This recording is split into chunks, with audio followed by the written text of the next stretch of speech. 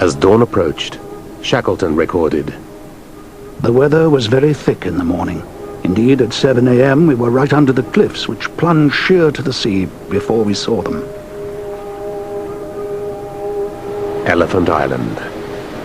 The men had been 7 bleak days at sea, over 5 months on ice floes, and it was 497 days since they'd touched land.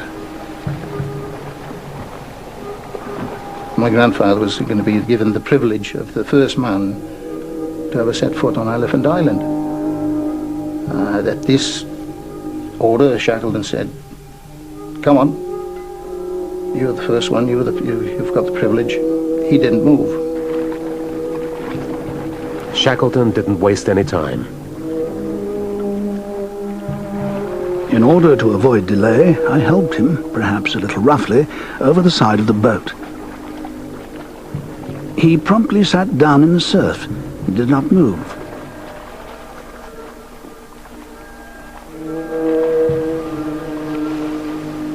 Then I suddenly realized what I had forgotten, that both his feet were frostbitten badly.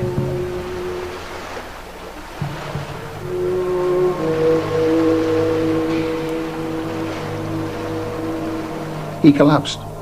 He couldn't stand. The tough Australian Hurley noted, "The landing was effected, but just in the eve of time, for so many of the party were emaciated by exhaustion, fatigue and exposure that they could not have survived another 12 hours. Many suffered from temporary aberration, walking aimlessly about, others shivering as with palsy.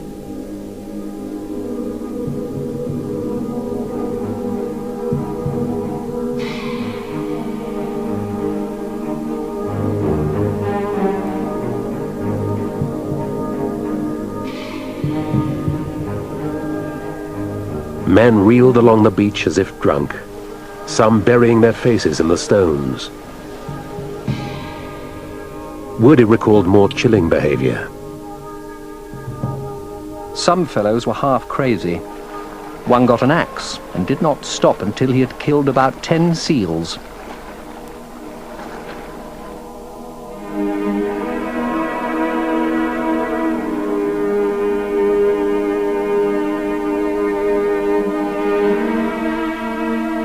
Shackleton ordered food prepared.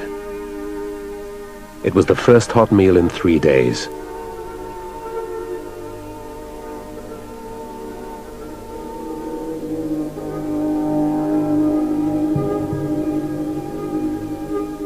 Hurley expressed their relief. Tents were hastily erected, all turned in, and almost instantly were deep in slumber. How delicious to wake in one's sleep and listen to the croaks of penguins mingling with the sea. To fall asleep and awaken again and feel this is real. We have reached land. There was not enough shelter to remain where they were. 2 days later, Shackleton led the men to a second landing on the western side of the island. The new campsite was called Cape Wild, after Frank Wild. To the sailors, it was Cape Bloody Wild.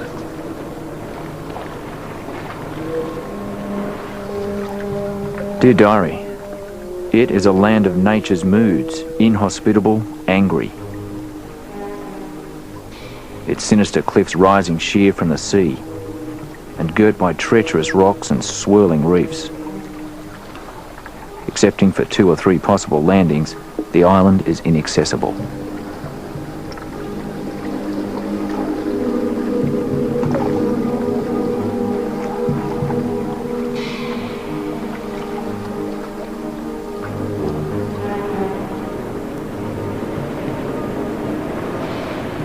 The boats landed in sleet and rain.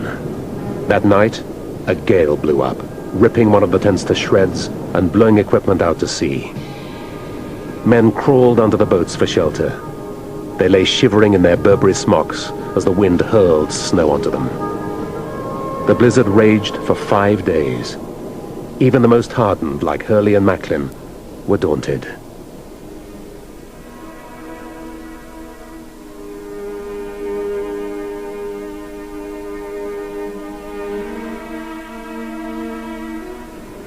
One of the most unpleasant mornings, atrociously cold and blizzardy, with dense drift and not a square inch of shelter.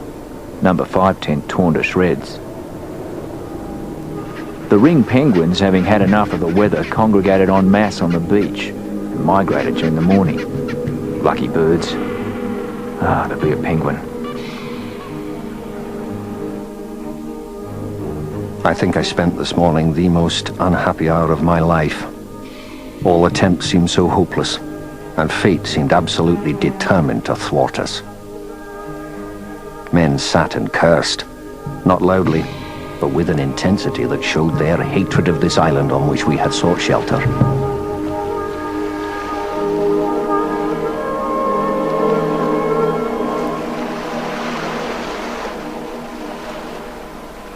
Shackleton had saved his men, in the sense he'd got them all alive out of the ice and onto terra firma.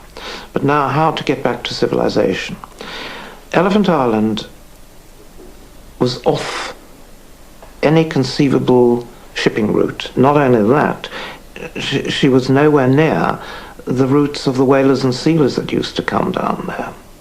So somehow Shackleton had to get his men to a port of call, even if it was only a lonely island where the sealers came. Facing impossible odds, Shackleton made a bold decision.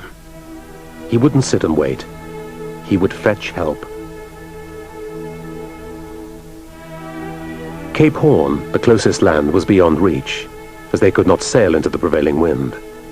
But in the path of the wind lay the island from which they'd set out, South Georgia. Shackleton conceived a daring plan. He would set out in a small open boat to cross 800 miles of the world's most dangerous ocean. Work began immediately on the James Caird. Earlier, McNish had raised her gunwales with wood from packing cases. Now he cannibalized the other two boats to reinforce her. He sealed the seams with the expedition artist's oil paints and seal's blood. It wasn't only that McNish was a good shipwright, a good ship's carpenter, but he appeared to have something extra. He had a streak of ingenuity, of the real ability to improvise, to make something out of nothing. And I think this was connected with a strain of perversity, of cussedness. And here's another paradox. This was the mutineer who'd come good. Shackleton selected the few who would accompany him with great care. His final choice of crew was a clever mixture between a couple of people who were awkward customers who would probably have caused trouble if they were left on the island and undermined the morale, and a couple of people who were really strong Antarctic stalwarts. Proudly, McNish recorded his own inclusion, joining Tom Crean and Tim McCarthy, tough Irish sailors.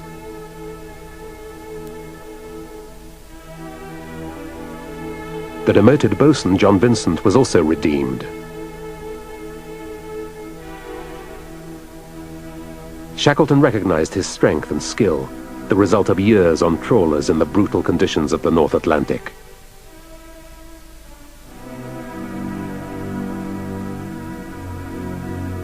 Captain Frank Worsley had navigated the boats to Elephant Island. Now he would have to find a tiny speck in an immense ocean.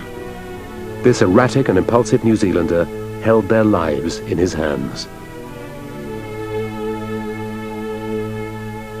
Frank Wild, Shackleton's right-hand man, would be in charge of the men left behind. As the expedition split up, he faced the unenviable task of leading 21 demoralized, ill-equipped, partially incapacitated men on a deserted, gale-raked island.